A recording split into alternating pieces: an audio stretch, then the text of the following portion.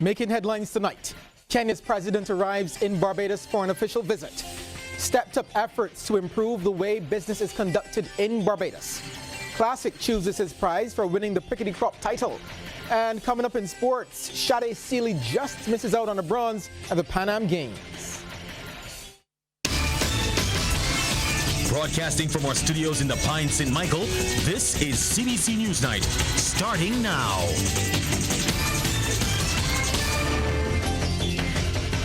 I am Shane Jones, leading the news at 7. Kenyan President Uhuru Kenyatta has arrived in Barbados. Following a few hours delay, his jet touched down at the Grantley Adams International Airport around 5:30 p.m. President Kenyatta was given a red carpet welcome by Prime Minister Mia Motley and other officials, which included a 21-gun salute. The Kenyan president will be in Barbados until Friday for a visit that is expected to strengthen bilateral relations between the two nations. He is expected to pay a courtesy call to Governor-General Dame Sandra Mason, followed by a reception at Government House this evening. Tomorrow, President Kenyatta will take part in a number of meetings, including Caribbean Heads of Government Forum at the Lloyd Erskine Sandiford Center. He's expected to attend a dinner and cultural evening hosted by Prime Minister Motley. The environment for doing business in Barbados is still not as friendly as it should be, but Commerce Minister Dwight Sutherland says recommitted to putting the necessary structures in place to change this. Lisa Broom tells us more. Minister Sutherland was speaking at a forum hosted by the Barbados Manufacturers Association at Accra Beach Hotel. He says the World Bank's most recent Doing Business report has ranked Barbados at 129th out of 190 countries in the world and 9th out of 15 Caribbean countries for the ease of doing business, which includes starting a business, dealing with permits, getting credit, and enforcing contracts, among other things. It takes exporters 54 hours and some US $109 to prepare, obtain, submit, and process the required export documents. And it takes them 41 hours, some US $350 to comply with border clearance export procedures. The time requirements and costs for imports are even higher. I didn't go into too much details, but the time and the requirement for imports is higher. So ladies and gentlemen, my ministry is working assiduously with the Ministry of Finance, the Customs Department, the Barbados Port Inc., and Mrs. Cummins knows that very well, and the relevant border agencies to resolve our border challenges. Companies being able to resolve insolvency issues is also one of the areas highlighted in the Doing Business report. It's one of the few areas in which Barbados has not done badly, ranking 34th out of 190 countries. But Minister Sutherland says Cabinet recently approved changes to the solvency and bankruptcy legislation as a tool to boost the economy. Prior to now, we had no regime in place within the legislation by which to even give to you some of the causes of bankruptcy. So once it is enshrined within law, then we can give you the probable causes of bankruptcy and insolvency. We're also looking at the Office of Supervisor of Insolvency to provide guidelines for you, the businesses, in terms of how we resolve bankruptcy and insolvency matters. Mr. Sutherland says government is also consulting with the World Bank on how these rankings can be improved. The World Bank, at the invitation of the government, has conducted an assessment of the 10 doing business indicators and would have proposed several short, medium, and long-term recommendations on how to improve the investment climate. Consequently, the goal of these reforms is to strategically reposition the Barbadian economy in ways that will promote a more efficient allocation of public resources, strengthen the institutional capacity of the public sector, and boost overall private sector growth. The minister says the amended legislation will bring Barbados in line with international best practices. Lisa Broom, CBC News. Thanks, Lisa. Barbados is banking on the development of a project that could result in a reduction in its food import bill. Talks have begun with officials in Suriname to implement the agricultural component of an agreement between Barbados that Barbados has signed with the fellow CARICOM state. Permanent Secretary in the Ministry of Agriculture and Food Security, Terry Bascom, along with Special Envoy to Suriname, Senator Althea Wiggins, recently traveled there. Mr. Bascom says they are seeking alternative sources to some imported foods. There's some you will have to import regardless, but the question of the import bill keeps coming at you. If we can find a source that is cheaper than the sources that we're getting food from now, then that is welcome. And then also we got into some serious discussion with the Minister of Agriculture there and the President as it relates to the possibility of identifying areas of land that can be used by Barbadian farmers, where we can take a contingency of farmers to Suriname, and we can use that land for the production of important crops and foods. Mr. Baskin provided the update during the opening of the 5th annual Barbados Food Law and Industry Conference at the exhibition at the Accra Beach Hotel. The conference is being held under the theme, "To Eat or Not to Eat." Mr. Baskin commended Genius Law Chambers for its efforts in promoting food security and food safety in Barbados. The importance of food safety in Barbados and by extension the Caribbean community is to be made a priority. Safely and efficiently providing food to the general consumer populace must be the top priority for our food manufacturing communities. Foodborne illnesses can be fatal and have the potential to be the main contributors to our public health burden and to medical costs incurred as a result. 2019 Piccadilly King Classic has opted for the $100,000 cash prize over the brand new Nissan X-Trail. The presentation was made live on CBC TV8's festival stage this morning by NCF CEO Carol Roberts-Reefer, show producer Aja, and Courtesy Garage Regional Product Manager Sam Gaston. The two-time king says it was a difficult decision, but the cash makes more sense for him at this time. It's a very beautiful vehicle.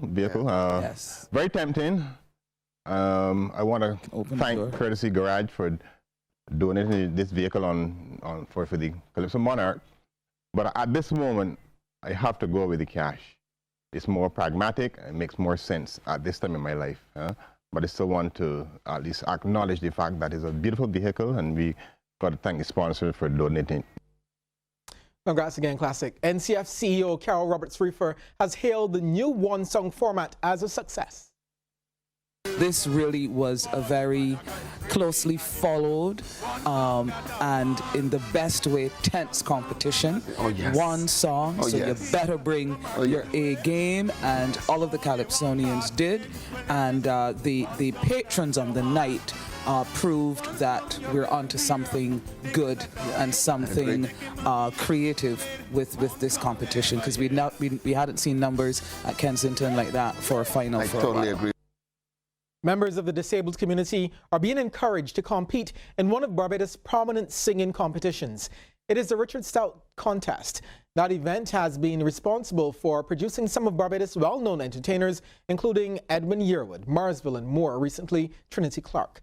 Veteran promoter and the competition's founder, Richard Stoute, made the announcement at the launch of the 2019 edition of the show this morning at the Barbados Museum. I've also opened the doors for physically challenged people who wants to come be a part of it as well. And this time I want them to compete with the people who are not physically challenged, because the physically challenged have been asking for a level playing field for a long time. So I'm saying to them now that they are welcome to come and be a part of the competition also. Another new feature for this year is the selection of the Barbados Museum as the new venue. Mr. Stoute also disclosed participants will have the chance to develop their writing skills and win prizes. We have an essay competition which brings an educational ring to the program, and they're going to be writing an essay on the Barbados Museum, 800 words, and the winner receives $1,000. And it gives further expansion of knowledge of the museum, because I find out that a lot of people don't know a lot about the Barbados Museum. And then there's a second and third prize donated by Ricky Durant of New Jersey for the persons coming second and third as well. So it has a nice educational ring to it also. Senators in the upper house have been discussing the new Freedom of Barbados Award. Minister of Innovation, Science and Smart Technology, Senator Kay McConney, led off the debate on the Order of Freedom of Barbados bill. She's described the award as a way for the country to claim its sovereignty. These awards are part of Barbados being able to determine for ourselves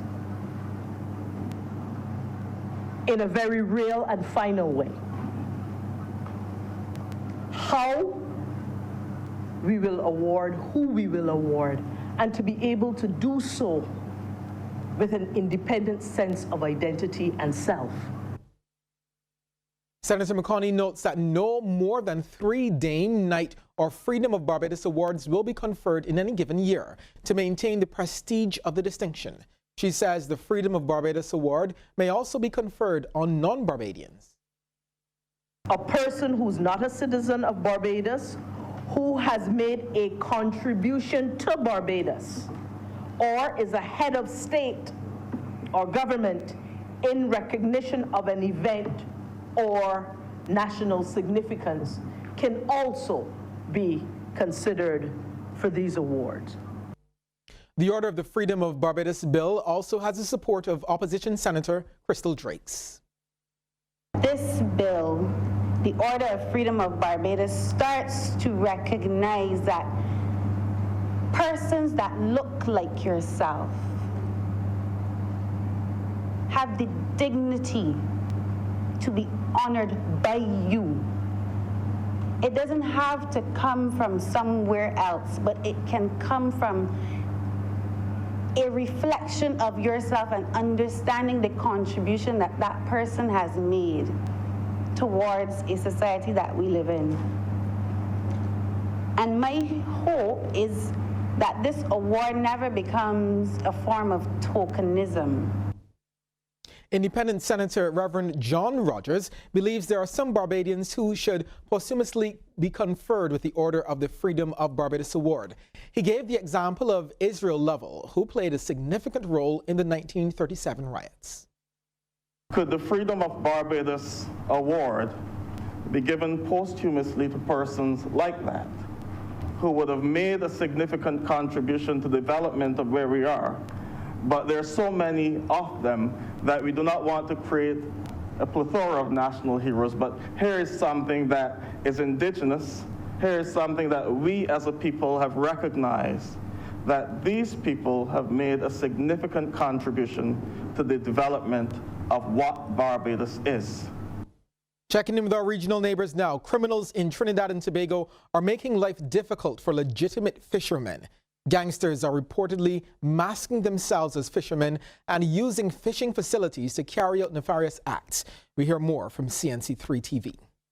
While the nation continues to mourn the murders of 5 Orange Valley fishermen and the disappearance of 2 others, allegedly at the hands of local criminals, Agriculture Minister Clarence Rambarant says he's concerned about the illegal activities taking place at some fishing depots.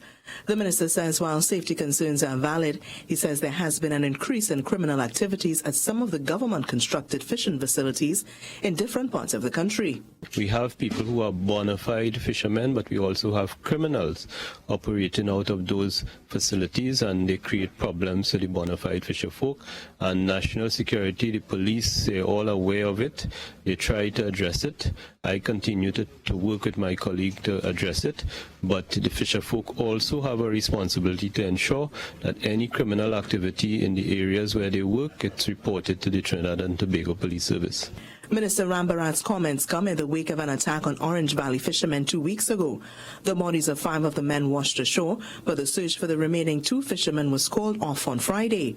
The minister says the implementation of a marine branch in the police service will go a long way towards dealing with some of the safety and security concerns of the fisher folk.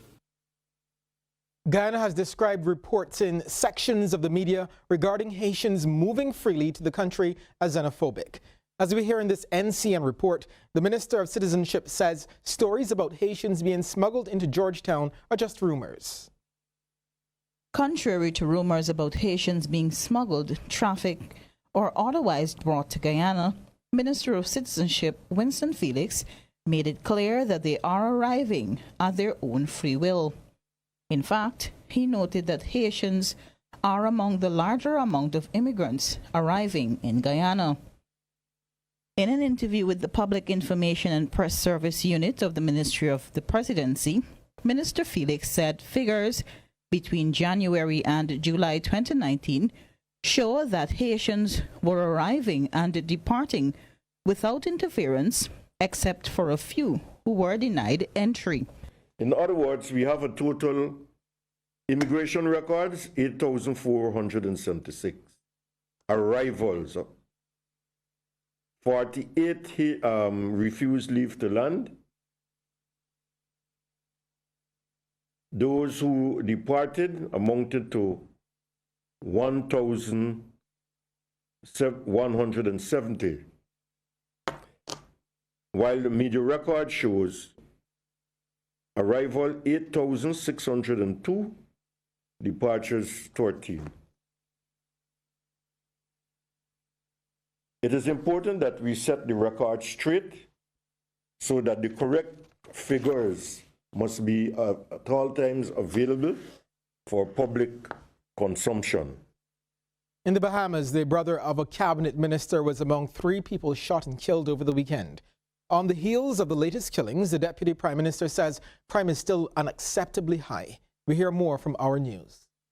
3 men were gunned down over the weekend in 3 separate shooting incidents. One of the victims was Cabinet Minister Renward Wells' brother. While expressing his condolences to his colleague, Deputy Prime Minister Peter Turnquest said crime is still unacceptably high. We have an unacceptable level of crime and violence in this country.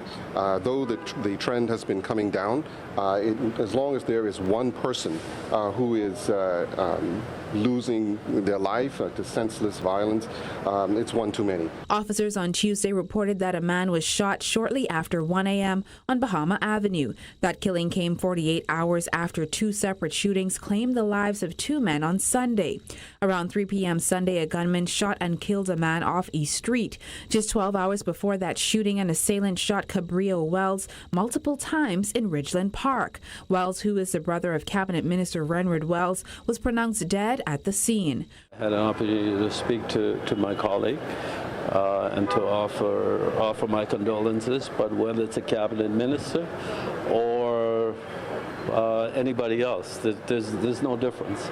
I mean, murder affects us all.